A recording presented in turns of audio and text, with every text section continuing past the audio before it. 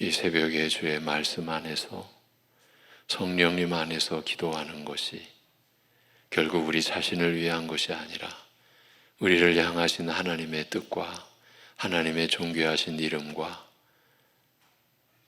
우리가 이제 속한 그 하나님의 나라를 위하여 기도할 수 있는 우리들 심령이 될 수 있도록 오늘도 주장하여 주옵시고 인도하여 주시옵소서.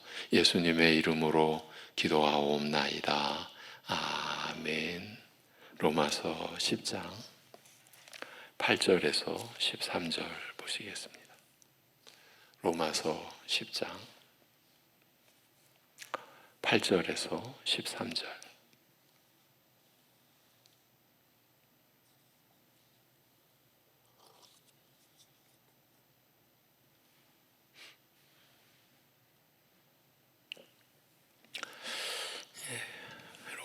로마서 10장 8절부터 13절 우리 같이 보시겠습니다. 다 같이. 그러면 무엇을 말하느냐? 말씀이 내게 가까워 내 입에 있으며 내 마음에 있다 하였으니 곧 우리가 전파하는 믿음의 말씀이라. 내가 만일 내 입으로 예수를 주로 시인하며 또 하나님께서 그를 죽은 자 가운데서 살리신 것을 내 마음에 믿으면 구원을 받으리라. 사람이 마음으로 믿어 의에 이르고 입으로 시인하여 구원에 이르느니라. 성경에 이르되 누구든지 그를 믿는 자는 부끄러움을 당하지 아니하리라 하니 유대인이나 헬라인이나 차별이 없음이라. 한 분이신 주께서 모든 사람의 주가 되사 그를 부르는 모든 사람에게 부요하시도다. 누구든지 주의 이름을 부르는 자는 구원을 받으리라. 아멘. 예.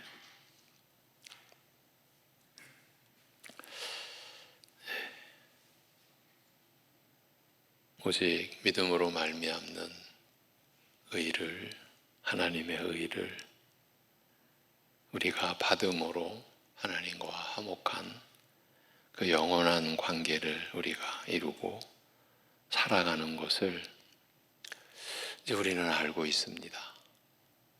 그 하나님을 아는, 그리고 우리를 아는 지식에 이른 것이 전적인 하나님의 권능과 지혜와 사랑으로 이루어진 은혜의 역사인 것을 우리가 말씀으로 믿어 의심치 않고 그렇게 고백하며 살아갈 수 있는 게 진정 얼마나 복된 것인지, 얼마나 놀라운 것인지 우리가 이 진리를 바로 알고 또 교회는 이 진리를 지켜가야 하고 세상에 선포해야 하는 것 아니겠습니까? 그런데 이러한 믿음의 의의 역사가 결코 단순치 않다는 것, 결코 간단치 않다는 것, 인간의 역사가 이렇게 의와 생명의 역사로 우리에게 주어지고 우리가 그 안에 있다라고 하는 것이 전적인 하나님의 뜻이요 우리 주 예수 그리스도의 십자가 그 구속의 역사요 우리 안에 성령이 임하심으로 인하여 우리가 그 은혜의 나라에 들어가게 되고 참여하게 된 것을 우리는 우리의 신앙 고백으로 우리의 믿음의 내용으로 갖추고 있습니다. 그 점을 우리가 이스라엘의 역사를 돌아보면서 이스라엘의 다수가 대다수가 그 은혜를 거부하고 그 예수님을 부인하는 이런 기막힌 이런 역사에 그러나 그 안에 담긴 진실과 그 하나님의 뜻을 그러나 결코 이스라엘을 버리지 아니하신 하나님의 긍휼을 바울 사도가 참으로 너무나 애통해하는 심령으로 자기가 그리스도에게서 끊어질지라도 내 동족이 구원받기를 원한다라고 하는 그런 말할 수 없는 그런 심령으로 진술하고 있는 이 로마서 9장에서 10장, 11장까지를 우리가 지금 어두운 바다 항해하듯 참 어려운 내용을 우리가 하나하나 짚어가고 있습니다. 결국 우리의 믿음의 기반, 우리의 신앙의 토대, 하나님 나라를 이루는 진리의 그 근본을 우리가 어렵지만 접하고 있다라는 점에서 우리가 더 용기를 내고 하나님의 은혜를 구하면서 우리가 말씀을 쫓아가야 하리라고 여겨집니다. 다시 한번 본문을 이제 원문으로 이렇게 풀어드리는 내용을 한번 들어보십시오. 그러나 무엇라 말하느냐? 이 말씀이 내게 가까워 내 입에 있고 내 마음에 있다 하니 이것은 바로 우리가 외쳐 전하는 믿음의 말씀이라 곧 내 입으로 예수를 주로 고백하고 내 마음으로 하나님께서 그를 죽은 자들 가운데서 살리신 것을 믿으면 내가 구원 받으리라는 것이라. 이는 마음으로 믿어 의에 이르고 입으로 고백하여 구원에 이름이니라. 성경이 말하되 누구든지 그를 믿으면 부끄러움을 당치 않으리라 하니라. 유대인과 헬라인의 구별이 없나니 만민의 동일한 주께서 그를 부르는 모든 사람들에게 부요하사 주의 이름을 부르는 자마다 구원을 얻을 것임이라고 말씀합니다. 이 앞서 로마서 10장 5절은 이제 10장 5절로 인하여 우리가 지금 며칠 동안 말씀을 보고 있는데, 이 로마서 10장 5절은 모세가 율법으로 말미암는 의에 대하여 기록하되, 믿음으로 말미암는 의가 아니라 율법으로 말미암는 의에 대하여 기록하되 이것들을 행하는 사람은 그것들로 인하여 살리라고 하였음이라고 하여, 즉 레위기 18장 5절을 예로 들어 모세 율법이 믿음으로 말미암는 의에 대하여 증거한다고 밝힙니다. 그러나 이어서 6절에서는, 로마서 10장 6절에서는 믿음으로 말미암는 의인은 이렇게 말하였으니 라고 말한 다음 신명기 30장의 말씀을 인용함으로써 모세 율법이 율법으로 말미암는 의만 아니라 믿음으로 말미암는 의에 대해서도 증거하고 있음을 알립니다. 그러나 율법으로 말미암는 의와 믿음으로 말미암는 의는 전혀 다른지라. 이거는 섞일 수가 없는 거잖아요. 전혀 상반된지라. 모세율법이 이 둘에 대하여 다 같이 증거하고 있다는 말을 선뜻 납득하기가 쉽지 않습니다.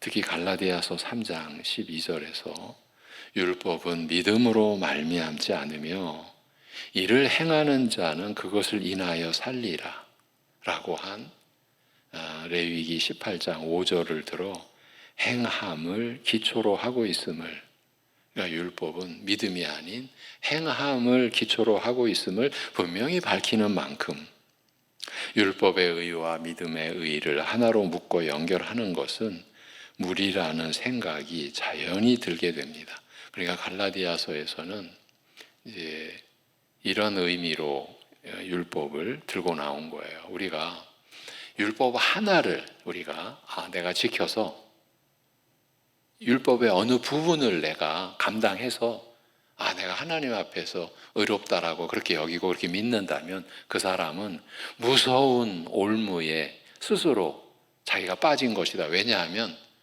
그 율법의 부분, 율법의 어느 한 구절이 아니라 그런 율법 전체를 스스로가 다 행해야 하는, 사람이라면 감당할 수 없는, 절대 못 지는 그런 율법의 짐을 자기 스스로가 짊어지는 것이다. 갈라디아서는 그 얘기를 하는 거거든요. 그런데 사람들은 그 무서움을 모르고 그 무지를 오히려 좋아하고 거기에 빠져들어가고 자기가 행함으로 하나님 앞에서 의롭다함을 얻는다고. 하기사 예수님 당시에 서기관 바리새인들, 그들의 신앙이 스스로 의롭다 하나님 앞에서 내세울 수 있다라고 하는 무서운, 그래서 예수님께서 그토록 책망하시고 그들을 돌이키시고자, 근데 그들에 의하여 십자가에 못 박히시게 되죠. 그러니까 우리가 바울이 지금 율법의 의의를 그리고 믿음의 의의를 거론하며 신명기를 인용하는데, 그 신명기가 바로 놀랍게도 율법의 의의와 믿음의 의의를 다 같이 거론하고 있다. 더욱이 신명기 30장의 몇 구절을 인용하여, 즉 누가 하늘에 올라가겠느냐 하지 말라. 우리가 어제 살펴보았지만 이거는요, 그 당시 수천 년 전에 예수님 그리스도를 지금 내다보고 한 말이라고 했죠. 그러니까 그리스도를 벌써 부정하는 거죠. 그런 의미예요.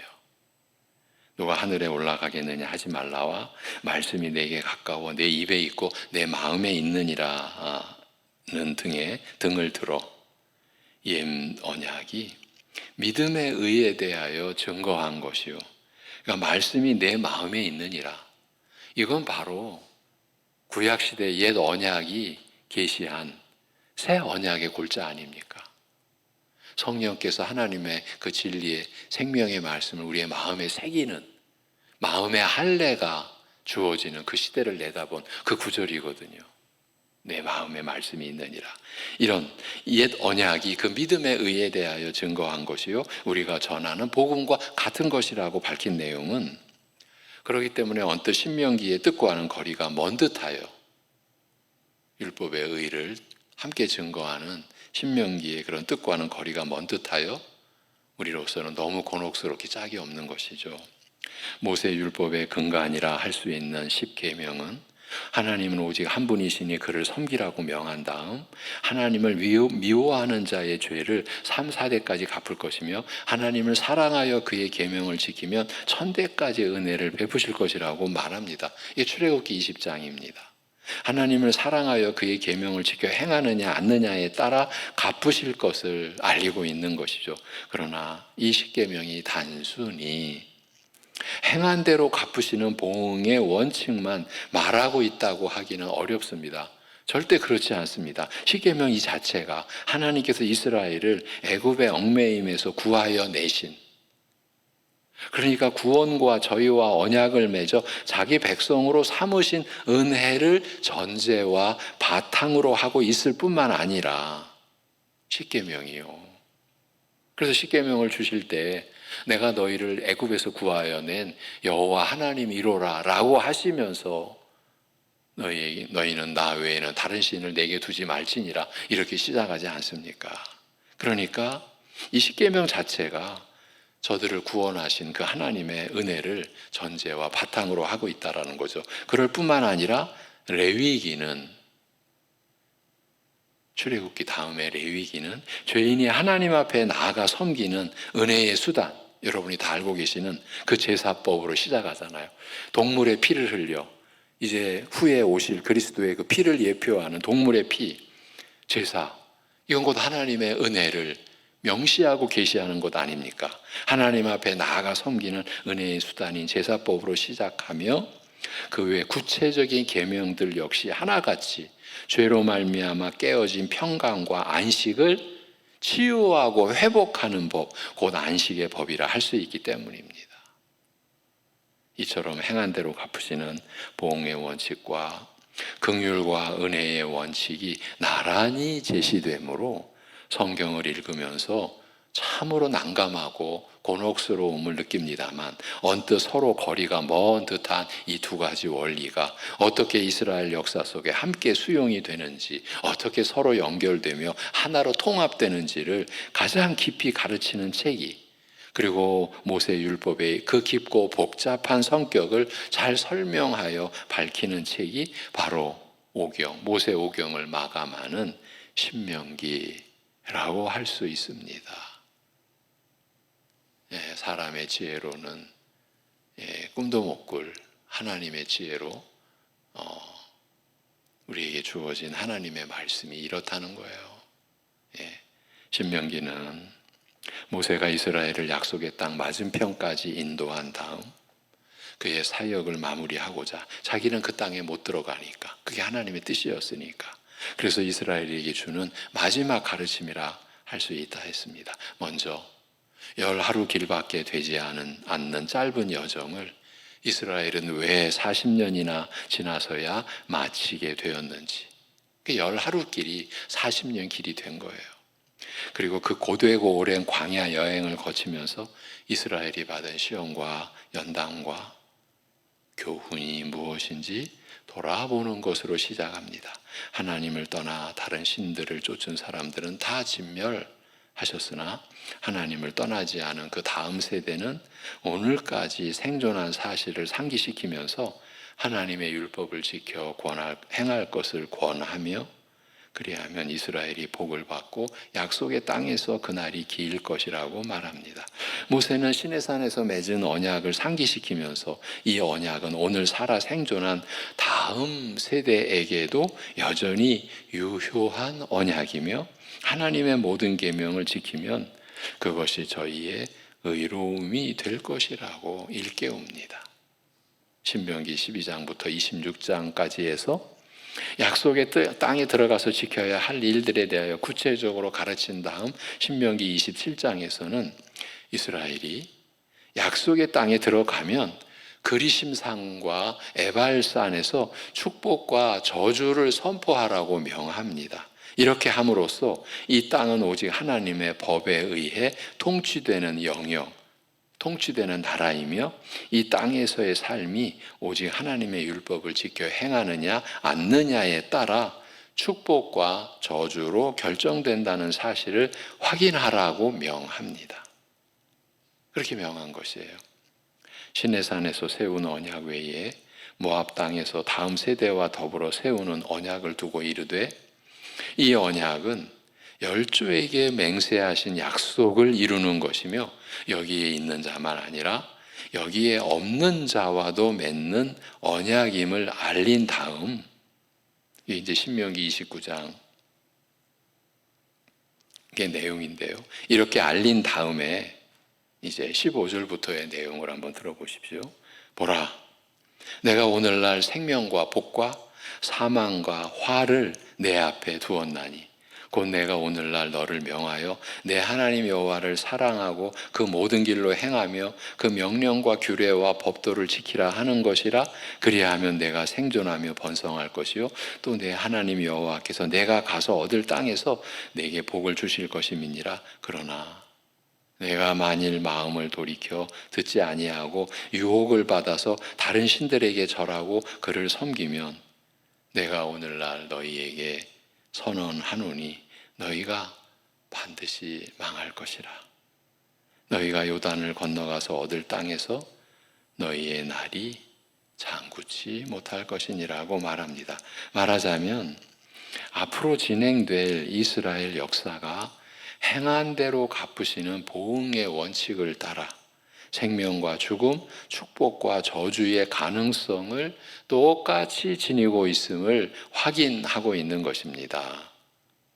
그러나 신명기는 곳곳에서 행한 대로 갚으시는 보응의 원칙과 이스라엘 역사가 축복과 저주의 두 가지 가능성에 대해 열려 있음을 확인하면서도 그 성격이 단순하지 않고 복잡한 것임을 알리고 있습니다. 특히 축복과 저주, 생명과 죽음의 두 가지 가능성을 말하면서 단순하게 행한 대로 갚으시는 보응의 원칙만 적용하는 것이 아니라 이것과는 다른 원칙, 이것을 뛰어넘는 원칙을 나란히 함께 적용하는 것을 예로 들 수 있습니다. 하나님을 떠나 다른 신들을 쫓은 사람들은 다 진멸하셨으나 하나님을 떠나지 않은 다음 세대는 오늘까지 생존하였다고 말하면서도 똑같은 시기에 이스라엘 역사를 두고 목이 곧은 백성이요 애굽 땅에서 나오던 날부터 이곳에 이르기까지 늘 여호와를 거역한 자들이며, 그러니까 애굽 땅에서 구원받은 그 날부터 이곳에 이르기까지 늘 여호와를 거역하던 자들이며 결코 나의 의, 즉 자신의 의로움을 내세울 수 없는 자요. 만일 하나님께서 조상들에게 맹세하신 것을 지키고자 하지 않으셨다면, 여호와께서 아브라함과 이삭, 야곱과 그 맺은 그 맹세를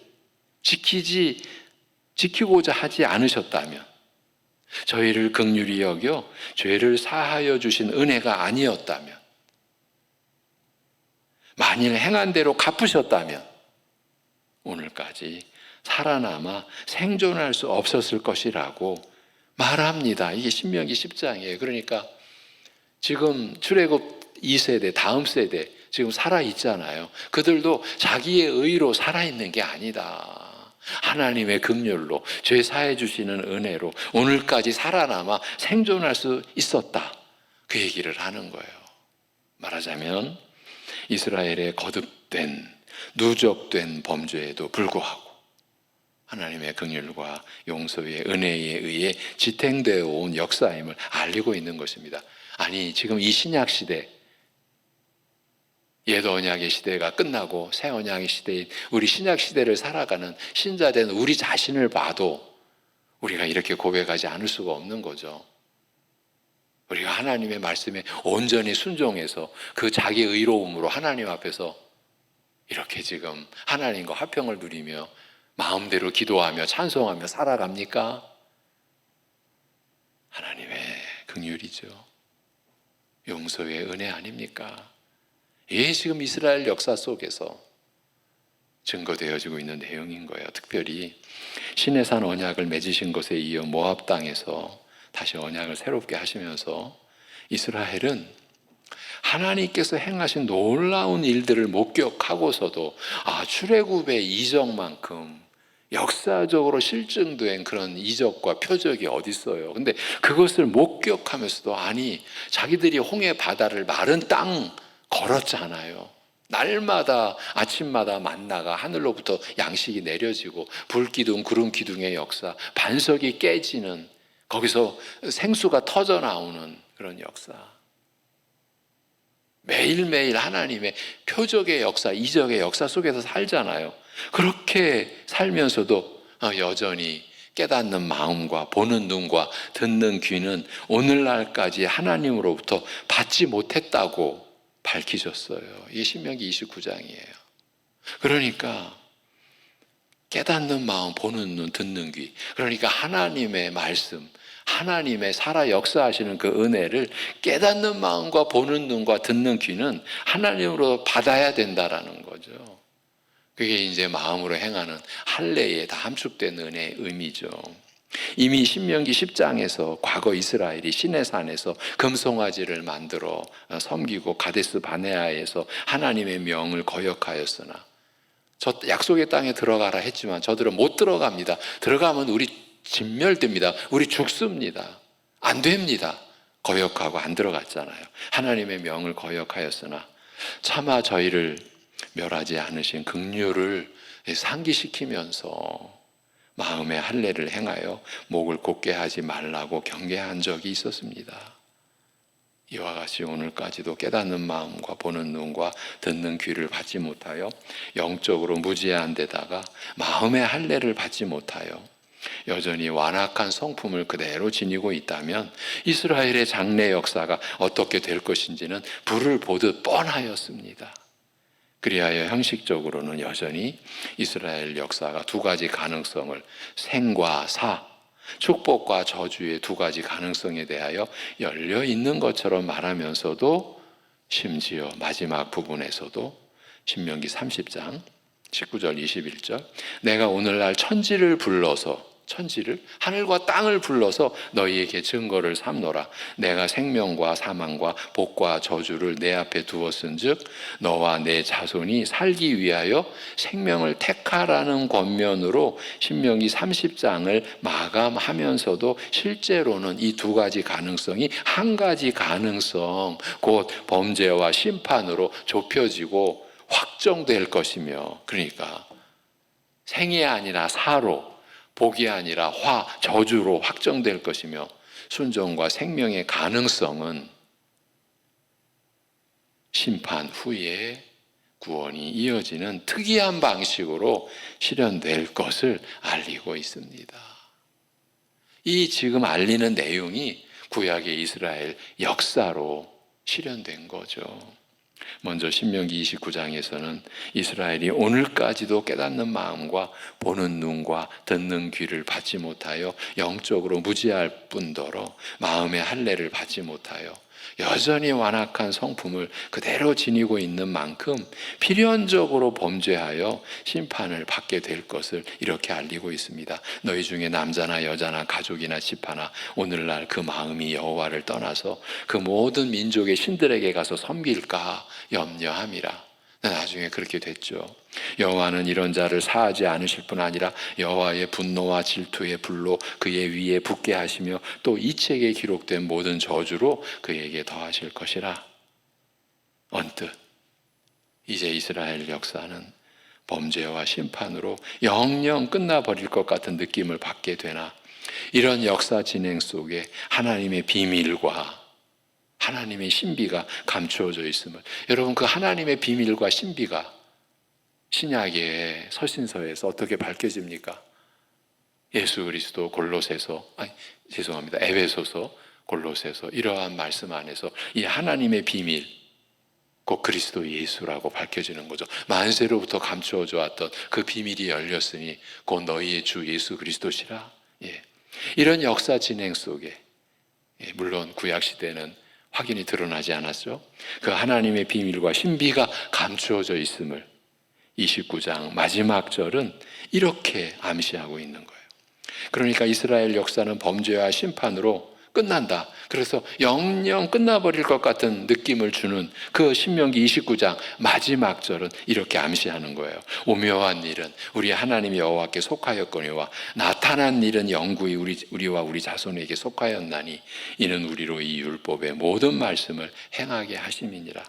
이미 계시되어 드러난 일들은 우리와 우리 자손들에게 끊임없이 경계와 가르침이 되어 율법의 말씀들을 행하게 하기도 하지만, 그러나 아직 드러나지 않고 여전히 감추어진 일들이 오직 하나님에게만 알리워지고 사람들에게는 알려지지 않는 비밀이 있으며, 앞으로 이스라엘 역사 속에서 기이한 모습으로, 어떤 모습으로? 저들이 심판당한 후에 나타날 구원의 모습으로 그렇게 나타나게 될 것을 알리는 말씀이라 할 수 있습니다. 신약시대를 살아가는 우리는 그 감추어진 일들이, 그 하나님의 신비와 비밀이 알려진 거죠. 우리는 그분이 우리 주 예수 그리스도, 그분에 의하여 이루어진 구속의 역사, 죄사함과 거듭남의 역사, 그래서 그 은혜를 가지고 우리에게 임하신 성령님으로 말미암아 그리스도께서 그 성령으로 우리의 마음에 할례를, 세례를 이루어, 그러니까 우리 신약시대의 신자들은 그리스도의 할례를 받은 거예요. 우리가 육신의 할례를 받은 게 아니라 그리스도께서 성령으로 베푸시는 세례, 그 마음의 할례를 우리 안에 베풀어 주셔가지고 그동안 만세로부터 감추어져 왔던 하나님의 비밀인 예수 그리스도를 우리는 나의 구주로, 나의 주로 고백하고 섬기며 살게 된 것이죠. 그런데 여러분, 이러한 믿음의 의의 이 생명의 역사가 율법의 의를 포함하고 있다는 거예요. 율법으로 말미암는 의가 믿음으로 말미암는 의와 함께 연결되고 하나가 되어 있다는 거예요. 우리가 믿음으로 의롭다함을 받았으나 율법을 폐하는 게 아니에요. 이게 로마서 3장 마지막 절에서도 명시해놨고 여기서 다시 확인하고 있는 거예요. 율법으로 아주 단순하게 말하면 율법이 폐하여진 게 아니라 그리스도에 의하여 율법이 성취되었는데, 그 율법의 내용은 여전히 살아 역사에서 죄가 죄됨을 밝혀주고 있고, 그러한 가운데 그리스도께서 우리에게 믿음의 의가 율법의 마침이 되시고 성취가 되셔서 우리로 하여금 믿음으로 의롭다함을 얻게 하시는 그 믿음의 의로 하나님과 완전하고도 영원한 화목한 관계를 이루게 하시는 그 생명의 역사를 이루셨다라는 거죠. 그래서 그리스도 안에서 율법과 복음이 서로 연결되고 하나가 된 거예요. 율법의 의와 믿음의 의가 이렇게 연결되고 서로 이어지고 하나로 묶여지는 거죠. 이것이 하나님의 역사예요. 이것이 구원의 역사예요. 그래서 우리가 이런 이제 가르침을 교회 안에서 하는 거예요. 율법으로 정죄받아 절망하고 좌절하고 그 영원한 정죄의 두려움을 맛본 자, 율법 앞에서 내가 율법을 못 지키는구나. 우리 스스로는, 우리의 성정으로는 못 지킵니다. 그러니까 교회 안에서 이 말씀의 가르침은 이렇게 단순치 않은 것을 오직 진리의 성령, 진리의 영이신 성령님 의지에서 말씀의 일꾼들, 말씀을 수종드는 모든 성도들은 오직 성령의 지혜와 권능과 그 증거하시는 능력을 의지하여야만 하는 거예요. 단순히 가르쳐서 사람 되게 만드는 게 아니라고요. 가르치면 된다라는 말을 쉽게 하시면 안 돼요. 성령께서 그 가르침으로 온전히 역사하셔야만이 한 사람에게 영원한 사망이 영원한 생명으로 변화되는 역사가 일어나는 거를 오늘날도 교회가 너무 쉽게, 너무 단순하게 우리가 받은 은혜를 그렇게 너무 가볍게 이렇게 만들어 오고 있는 오늘날도 다름이 아니에요. 오늘날도 변하지 않아요. 이런 죄된 교회 안에 있는 이런 죄된 무지의 그 모습이 어제도 제가 또 짚어드렸죠.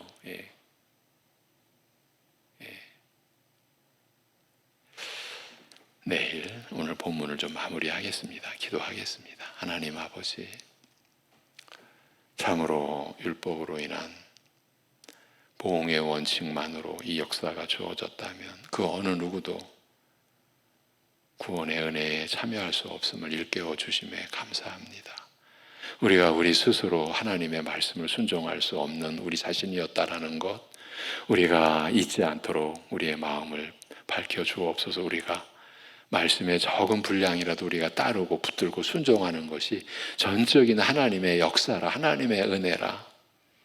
아버지 하나님, 이 진리가 왜 그렇게 우리를 어지럽게 하고 우리를 혼란케 하는지, 그것이 우리의 죄된 부패한 성품 때문임을 또한 우리가 고백하옵나니, 우리가 작은 말씀에 순종하고 의를 이룬 그 작은 선을 가지고도 우리는 제 것이라고, 내 것이라고, 내가 이룬 것이라고, 내가 행한 것이라고 남들을 멸시하고 남들과 비교하고 자기를 내세우고 나는 그 교만의 이 멸망의 선봉인 그 교만 앞에서 우리가 얼마나 속절없이 무너지고 우리가 깨져왔는지 우리 자신을 돌아보게 하옵시고, 우리가 주님의 형상을 닮아 주님의 온유함과 겸손함의 그 심령을 품고 가는 것이 얼마나 놀라운 일이고 얼마나 엄청난 일인가 하는 것을 우리가 알고, 오늘도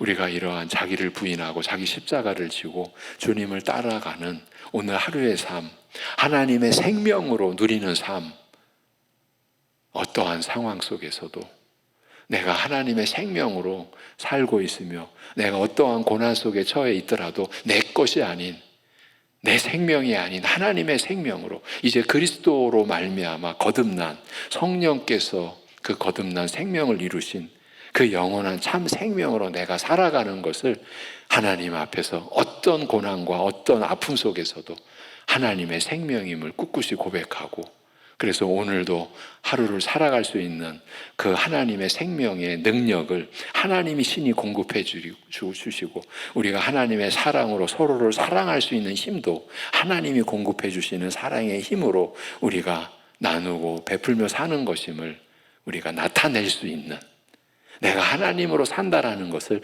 나타낼 수 있는 그런 삶이 되고 그런 지혜를 우리에게 또한 허락하여 주시옵소서. 이 모든 것을 감사드리며 우리 주 예수 그리스도의 이름으로 기도하옵나이다. 아멘. 하늘에